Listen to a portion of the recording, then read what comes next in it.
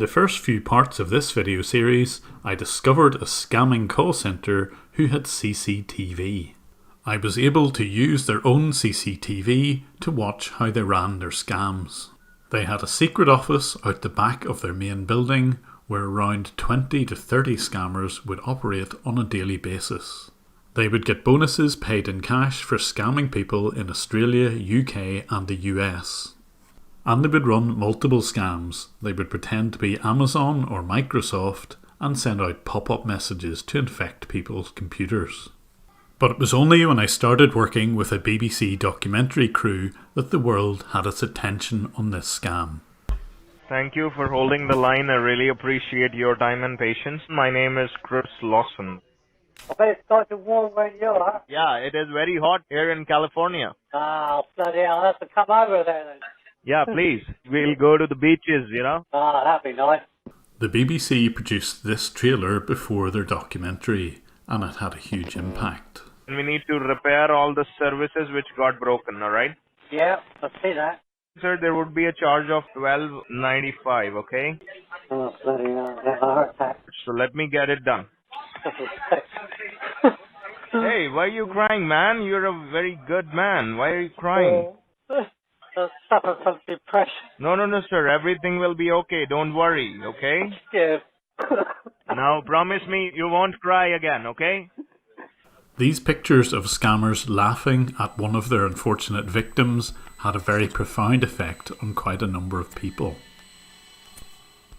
And the CCTV caught not just the scammers themselves, but the boss, Amit Chauhan. And by tracing the payments from the victims, it led directly to this call centre boss. It also showed him planning some scams and taking advice from others who were clearly experienced in this sort of fraud. If we focus on the bottom line, that is how we should measure our success. We don't give a shit about the customer. And I was able to show a direct link between the victims' payments and Amit Chauhan's accounts. And with that money, he was living a luxury lifestyle. And thanks to the BBC and this trailer, it caught the attention of quite a few media organisations. The story went as far as New Zealand.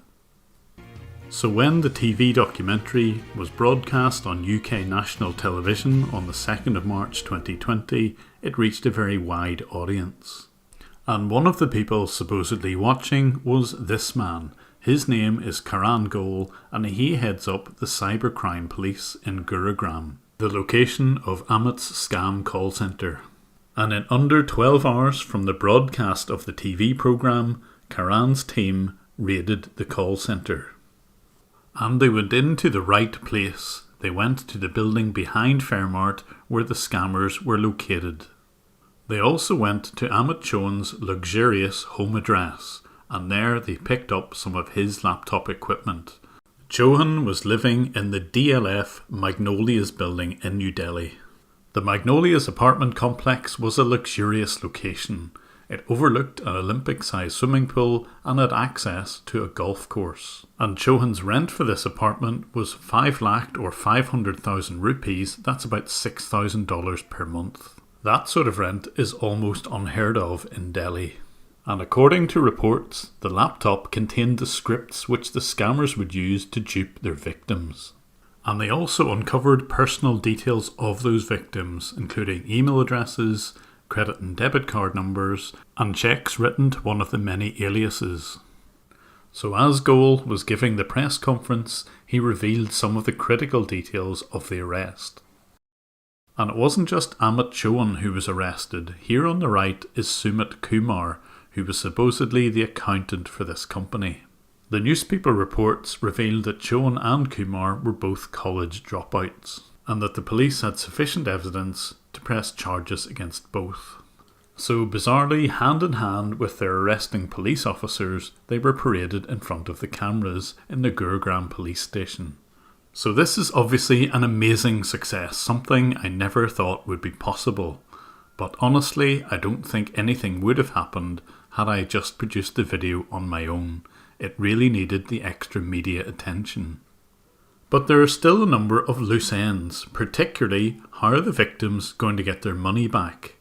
Well, there's at least one good news story, because the person who was featured at the start of this video, who lost more than £1,200, has been compensated. But that didn't come through the seizure of assets. Instead, someone who's a viewer of my channel felt so sorry for the man who had been crying and was suffering from depression that he offered to return all of the money that was scammed to him from his own pocket. I've got to keep the victim's details as private as possible, but Rory, on behalf of this entire channel, thank you for being so generous to a complete stranger. And police in Gurugram have asked anyone who thinks they may be a victim of this scam to get in touch via the email address on screen and in the description. But there was more than just Chauhan and his accountant involved in this scam. We had CCTV which showed him meeting with some of his business associates, and they were the ones who were able to explain to him how certain scams would work. And even though they had been caught red-handed explaining how those scams would be set up, they still had the nerve to complain about the videos which had their faces and names already blurred on YouTube. So even though I'd been careful to blur out their details, they still wanted to silence me, and it's understandable. So in a clear abuse of YouTube's privacy policy, they raised this complaint against me. But I've done absolutely nothing wrong. None of their personal details are revealed, and instead I'm going to put a link in the description to where people can read more about these two characters. But that will of course be outside YouTube. The link will show the evidence that this pair run other scam call centres, and this is how they've got the expertise.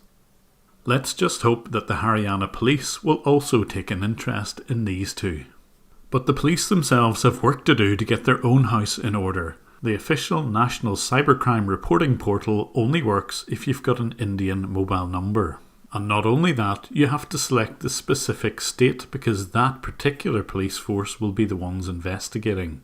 Most people will have an IP address at best and will not know the exact region and therefore the exact police force to get in touch with. And it doesn't help when the Delhi police admit that it's a difficult crime to crack. Their systems should help them. I'm showing a still from the Panorama documentary where they interview one of the police heads in Delhi. He said that very few victims come forward to report the crime, and well, their portal won't help in that respect. And it's also almost impossible to identify the call centre involved, and I totally agree with that. If more people were allowed to legally do what I do, I'm certain sure that a lot of these call centres would be uncovered and more arrests could be made. But this is why I do what I've been doing. You cannot tell from the phone number or anything to do with the caller ID who is behind the scam. You don't even need a physical telephone line in your office to run these robocall scams. And there are hundreds of these scam call centres throughout India, mostly in the Delhi and Kolkata regions, but also in some of the other major cities. I have reported to the police almost every one of the pins on this map, but until now, nothing has been done about it. So I'm hoping that this series of videos can actually make a real change in India and the Indian police's ability to act on the reports that I send. I still can't encourage anyone to do exactly what I do because it's perceived as illegal. However, when the scammer connects to my computer, I can show 100% of the time that they were trying to steal money from me. This may not be a valid defence, but at least it will probably discourage a complaint. But there may be some unexpected benefits of this particular scam. On screen is rescam.org. Hey, nice to meet you. Welcome to Rescam. And what does this system do? I'm an artificially intelligent email bot made to reply to scam emails. I'm anyone and no one. As far as scammers will know. I'm you. And what this bot will do is... I adopt one of my many personalities. To continue the conversation of any would-be victim. I waste their time with a never-ending series of questions and anecdotes. So that they have less time to pursue real people. So although this website is geared to automatically replying to scam emails, can you imagine a system which would trap those robocalls and keep scammers occupied with realistic conversations? They won't know when they're scamming or getting scammed out of their own time. It's bad for business. Deleting a scam email protects you, but forwarding to me at rescam.org protects others. It's also kind of funny. Ha ha! So because I've got more than 70,000 recordings of real scams, it may be possible through artificial intelligence to keep scammers occupied when they make phone calls. Obviously these calls would need to be anonymised and there are probably some legal implications of all of this, but in theory they could be used to help prevent scams in the future. I'm currently in discussions with a US university to try and do just that. Can we create an artificial intelligence which will keep scammers occupied on the phone? Imagine an automated version of Kitboga or Hoax Hotel. The conversations wouldn't be as funny, but they certainly will be realistic. But since I may never get to see these scammers on their own CCTV again, I'm going to leave you with a little clip with Sam here in the top right being called out by one of his potential victims.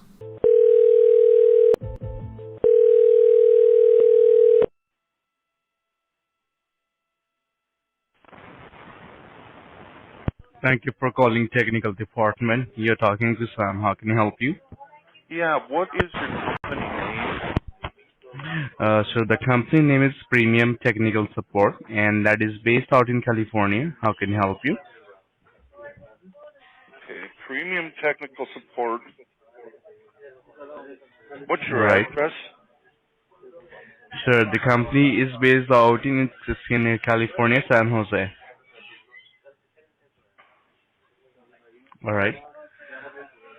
So if I ask you, sir, can you please tell me what kind of problem you're facing with the computer?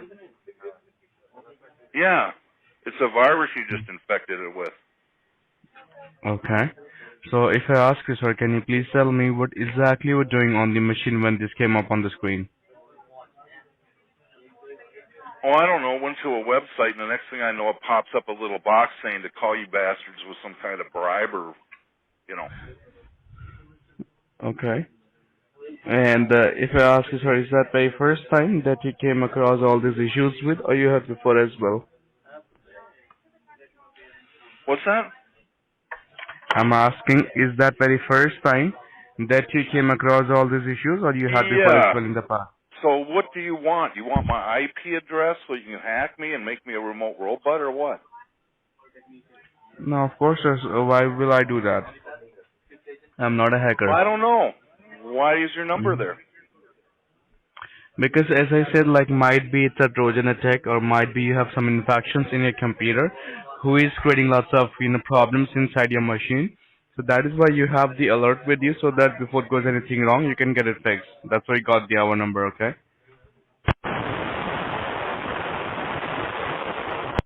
Alright.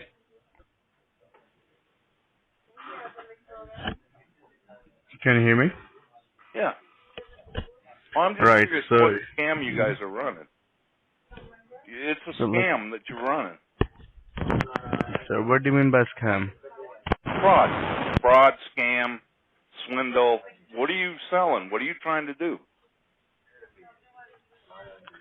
So like, first of all, let me tell you, Here, so what you're kind not of f***ing program or whatever are you trying to sell? You're a scammer. I'll tell you. You're not even in the United States. No, yes, we are. If you want, you can come like physically at our place in California.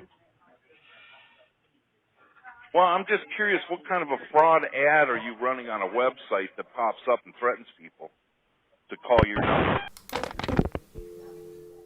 If you're a patron of mine, you can see a different ending, one which would be an instant demonetization on YouTube, but is very funny. If you would like to support me on Patreon, there's a link here and in the description below, and catch me on Twitter at JimBrowning11. Again, thank you for watching, and I appreciate your support.